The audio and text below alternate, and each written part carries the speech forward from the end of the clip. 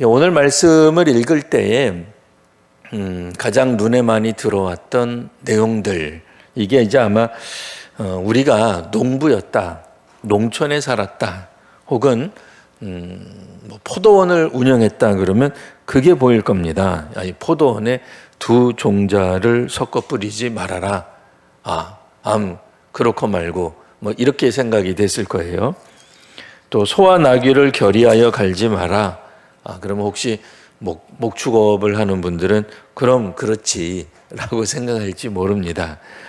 그리고 옷을 만드는 데서는 보면 양털과 배실 섞어 짜서 하지 마라. 그러면은 이거는 무슨 소리냐? 오늘날 우리가 뭐 혼방 옷들이 꽤 많습니다. 뭐 100% 면 이런 거 없고 뭐 몇 프로는 몇 프로는 이제 이런 것들이 많죠.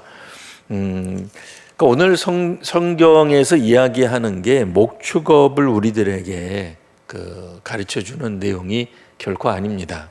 그러니까 포도원 이야기가 나오기는 합니다만 뭐 과수원 어떻게 운영을 해야 될지 뭐 이런 얘기를 해주는 것도 아니고요. 또 뭐 직조와 관계에 대한 이야기가 아니죠. 물론 다루고 있는 거는 그 내용입니다만 그러면 실제로 이 오늘 본문에서 이야기하는 게 뭐겠습니까? 가나안 입성을 앞둔 이스라엘 백성들에게 모세를 통해 주께서 하신 말씀의 핵심은 뭘까요? 그 핵심은 다름 아닌 두 가지를 섞지 마라라고 하는 거예요. 그러니까 두 가지를 섞지 마라. 여기서 말하는 두 가지는 물론 포도원 혹은 뭐 소와 나귀 그다음에 옷 이렇게 되어 있긴 합니다만 뭐 실질적으로 그런 얘기를 한다기보다는 히브리 백성과 가나안, 그러니까 히브리 문화와 가나안 문화를 섞지 마라라는 이야기입니다. 또 오늘 우리식으로 표현하면 기독교 세계관과 이 땅이 가지고 있는 가치관을 혼용하지 마라. 이제 그런 얘기가 되겠죠. 물론 우리는 이 땅에 대한민국에서 태어나서 살아가고 있기 때문에 대한민국의 법, 문화 혹은 질서 이런 것들의 영향을 철저히 받습니다. 그러니까 안 받는다고 우리가 생각할지 몰라요. 아닙니다. 목사님 나는 어려서부터 신앙생활했고 모태신앙이고 몇 대째 예수 믿고 지금 내가 목사고 장로고 안수집사고 권사입니다. 그런데 내가 어떻게 이 세상의 문화에 젖어서 산단 말입니까? 나는 오롯이 기독교 세계관 복음에 입각하여 살아가는 줄 믿습니다. 라고 이야기해 주시면 감사하긴 해요. 고맙죠. 고맙긴 한데 우리가 그렇게 살아가지 못합니다. 대표적인 예 하나만 하고 제가 길게 한다고 해가지고 30분을 설교하겠다는 얘기는 아닙니다. 그러니까 혹시 제가 너무 길게 할 줄 알고 오늘 목사님 저 이야기하는 거 보니까 되게 늦게 그렇지 않습니다. 주께서 언제 오실지 모르는 것처럼 갑자기 훅 끝날 수 있습니다. 귀 있는 자는 들으시면 됩니다. 자, 됐습니다, 이제. 그래서 계속 설교하면. 며칠 전에 우리 교회 오신 어떤 목사님이 굉장히 놀라셨어요. 그러니까 그분이 왜 놀라셨냐면, 우리 교회 현수막 보고 깜짝 놀라신 거예요. 다른 거는 이제 한 분 한 분이니까 다른 시비 걸 게 없는데, 권사 명단을 보니까 이상한 거예요. 그러니까 우리 성도님들은 지금쯤은 별로 안 이상합니다. 우리 교회 성도님은. 근데 내일 모레 혹시 우리 성도님들 우리 교회 안 나오셨던 가족들이 오거나 항존직 임직 받으시는 분들이 가족들이 오시거나 그러면 깜짝 놀랄 수 있어요. 왜요? 신금호 교회는 어떻게 권사님들이 저렇게 뽑혔지? 아니, 여기서 말하는 저렇게는 저 사람들이라는 얘기가 아니에요. 이름이 어떻게 저렇게 적힐 수 있지? 라고 깜짝 놀랄 거예요. 근데 그 목사님은 우리 교회 이제 계속 어쨌든 안 나오다가 이제 갑자기 왔으니까 탁 보니까 이렇게 어떻게 항존직 이름이 뽑힐 수가 있냐 이거예요. 왜 그러겠어요? 그분은 모름지기 항존직 이름이 적힐 때는 어떻게 적혀야 돼요? 득표순으로. 그게 머릿속에, 왜냐면 목사니까 우리가 목회하면서 그런 것들 철저하게 훈련받거든요. 장로님들 이름 우리가 적을 때 어떻게 적어야 돼요? 주보에 적을 때 임직순으로 적습니다. 가나다 순으로 적으면 큰일 납니다. 호되게 혼납니다. 어쩌면 그 목사님 그 교회에서 쫓겨날지도 모릅니다. 굉장히 심각한 거예요. 아니 어떻게 항존직 이름을 득표순으로 안 적고 가나다 순으로 적느냐 이거예요. 깜짝 놀랐어요. 근데 그분은 가나다 순으로 적은 걸 왜 놀랐냐면은, 그럼 혹시 이 교회는 아예 저 11분을 쭉 적어놓고 가부 투표를 했습니까? 그런 거예요. 아니 근데 가부 투표를 해도 득표순이 있거든요. 득표가 더 많은 분이 있고 안 많은 분이 있죠. 그러니까 그분이 말한 건 뭐예요? 11분 쭉 적어놓고 OX를 그냥 한꺼번에 물어본 거죠. 그러니까 각자 물어본 게 아니라 11분 갖다 놓고 한 번에 물어봐가지고 됐으면 저게 되는 거죠.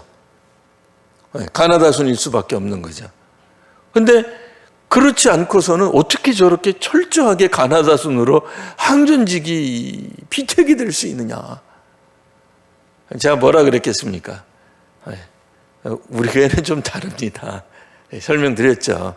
물론 제가 당회장의 권위로, 무슨 권위가 있는지 제가 모르겠습니다만, 제 권위로 여기 임직되는 분들 무조건 올해부터는, 이번부터는 가나다 순으로 하기로 했습니다. 도 아니고, 혹시라도 대외적으로 우리가 우리 내부적으로는 알고 있습니다. 임직, 득표순인 거 다 알고 있습니다. 하지만 가나다 순으로 하는 것은 혹여라도 그 이전에 가지고 있었던 우리의 유교적 전통이 나쁜 건 아닙니다. 유교적 전통이 왜 나쁜 거겠어요? 장유유서. 어떤 교회들 같으면은 또 명예권사를 지금 우리 교회는 맨 앞에다 놨는데 또 저것도 못 견디는 사람도 있어요. 아니 나머지 분들은 투표해서 된 거고 저분은 당회에서 된 건데 저 밑으로 가야지. 어디 권위 있고 권세 있는 게 먼저 올라가야지 라고 보는 분도 있어요. 근데 한 가지는 꼭 이야기를 안 하시죠. 뭐예요? 남자가 먼저 가 있으면 그건 아무도 뭐라고 안 해요. 희한하죠. 남자가 올라가 있는 거는 사람들이 아주 잘 됐다고 생각해. 이 교회 아주 경우바르다고 생각해. 이 교회는 아주 거룩하고 질서가 잡혔다고 생각을 해요. 왜 그럴까요? 기독교적 세계관 때문에? 아니요. 유교적 세계관 때문에 그래요. 유교적 세계관은 우리로 하여금 어떤 질서를 가지게 합니다. 그리고 나쁜 건 아니에요. 우리가 적어도 조선 대략 한 600년이라 그러면 600년 세월 동안 그 생각을 가지고 살아왔기 때문에 그걸 어떻게 나쁘다 그러겠어요. 우리 대한민국 사람들이 살아가고 있는 모든 정서 속에는 그게 깔려 있는데, 그러니까 그런 것처럼 우리 자신도 모르게 살아가면서 그 시대의 시대 정신, 혹은 그 나라나 혹은 그 공동체, 그 집단, 그 사회가 갖고 있는 세계관 혹은 가치관들의 영향을 받아요. 근데 그거를 주의하라는 거죠. 혹여 그 우선순위가 바뀌게 되면 우리는 자칫, 그러니까 하나님의 말씀, 구약이니까 율법이 되겠죠. 율법보다 이 시대의 시대 정신, 이 시대의 세계관이 우선이 되게 되면 그거는 소위 말하는 우선순위가 바뀌게 되는 거죠. 근데 이제 그거 훈련하는 게 정말 어렵습니다. 이거 바꾼다고 하는 게 우리 교회는 그래도 굉장히 진보적인 교회라고 저는 생각을 했어요. 왜냐면 이렇게 하고 나서 어떤 권사님도 와가지고 저한테 아니 목사님 내가 당서열이 몇인데 나를 맨 끝으로 놓습니까? 이런 분 한 분도 없었어요. 네. 이런 측면에서 오늘 우리들은 어떤 측면에서 보면 이게 하나하나 훈련해 가는 겁니다. 물론 우리가 이 가나다 순으로 기록했다고 해서 그럼 우리가 영적으로 훨씬 더 다른 교회보다 우월한 거냐? 그렇게 말하기는 어렵죠. 뭐 그거를 이야기하기 위해서 이야기한 게 아닙니다.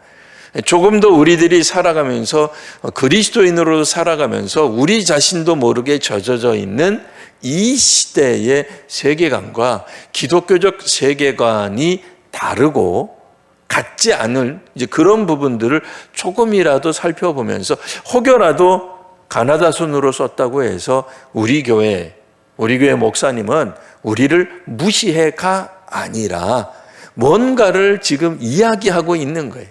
오늘 성경에서도 마찬가지입니다. 그러니까 만일 성경을 읽으실 때에 오늘 본문을 성경은 참 놀라운 책이야. 어떻게 농사를 짓는지, 어떻게 목축업을 해야 되는지 그것까지 다 알려주네. 그렇게 읽으시면 안 됩니다. 오늘 본문은 그걸 말을 하려고 하는 게 아니고 가나안 땅에 들어가서 살아가게 될 때에 가나안 세계관, 가나안 땅에 가지고 있는 정치 철학, 사회제도, 학교에 대한 건전한 이미지 그런 거 있잖아요. 그런 것들과 기독교적인 복음과 혼동해서는 안 된다라고 하는 것을 말씀드리고 있습니다. 그래서 실제로 오늘날 이 시대는 다원화된 사회라고 이야기를 합니다. 그래서 어느 하나만을 기준이요, 어느 하나만이 진리라고 말하기 어려운 시대가 되어버렸습니다. 그래서 저마다 보는 것이 진리일 수 있고 저마다 이야기하는 것이 기준인 사회가 되어버렸어요. 그래서 옛날처럼 부모가 이게 올바른 삶이야, 자녀는 이렇게 살아야 해 라고 강요하면 자녀들이 안 받아줘요. 그런 사회에서 가치 충돌이라고 하는 게 일어날 수밖에 없습니다. 선교사들 같으면 문화 충돌, 문화 충격이 일어나는 거죠. 우리나라에서는 괜찮았던 아무런 상관없었던 행동들이 선교지에 가거나 해외에 가거나 남의 문화나 남의 공동체, 남의 집단에 가면 굉장히 불경한 행위가 될 수 있기 때문이죠. 그런 면에서 오늘날에는 서로 가지고 있는 것들을 존중해 줄 필요가 있습니다. 하지만 그렇다고 해서 신앙이 혼합주의로 가서는 안 된다라고 하는 것을 오늘 말씀은 일깨워주고 있습니다. 우리가 신앙이라고 생각하고 건전하다고 생각하고 또 굉장히 거룩하다고 생각하는 것들이 실제로는 그렇지 않을 수도 있음을 우리가 알아야 되는 거죠. 자, 그런 면에서 우리는 무엇을 계속해서 그러면 공부를 해야 되느냐? 성경을 그래서 잘 공부를 해야 됩니다. 예전에 우리가 초등학교 다니면서 중고등학교 다니면서 교회에서 배웠던 그런 내용들로 지금까지도 살아간다 그러면 조금 곤란할 수 있어요. 그러니까 그때는 맞았지만 지금은 안 맞는 그런 기독교 교육 내용들도 있기 때문에 그래요. 그래서 날마다 하나님의 말씀을 조금 더, 그러니까 지금 이 시대적인 관점에서 한번 읽어보실 수 있어야 됩니다. 그래서 1900년도 감각이 아니라 2023년, 24년의 감각으로 혹은 이제 나중에 되면 5년, 6년, 7년의 감각으로 성경을 읽으셔야 되는 거죠. 그래서 매일 새롭게 또 성경을 접하시면서 또 우리가 기독교적인 세계관을 넓혀가는 저와 여러분 모두가 되시기를 바랍니다. 기도하겠습니다.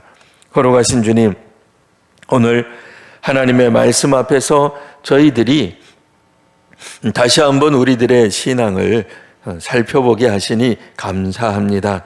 우리가 다원화된 사회 속에서 살아가지만 혼합되지 아니하고 또 우리 말씀에 순종하며 살아가는 저희들이 되게 하여 주옵소서. 그리고 오늘 특별히 특송한 1구역에게 하나님 은혜를 더하여 주옵소서. 늦은 시간 또 정말 지치고 피곤한 시간에도 주 앞에 나와 하나님을 경배하였사오니 하나님 1구역 식구들 모두가 다 하나님 안에서 은혜를 받으며 특별히 구역장과 부구역장으로 사역하는 우리 권사님들에게 또한 은혜를 덧입혀 주옵소서. 거룩하신 우리 구주 예수님 이름으로 기도합니다. 아멘.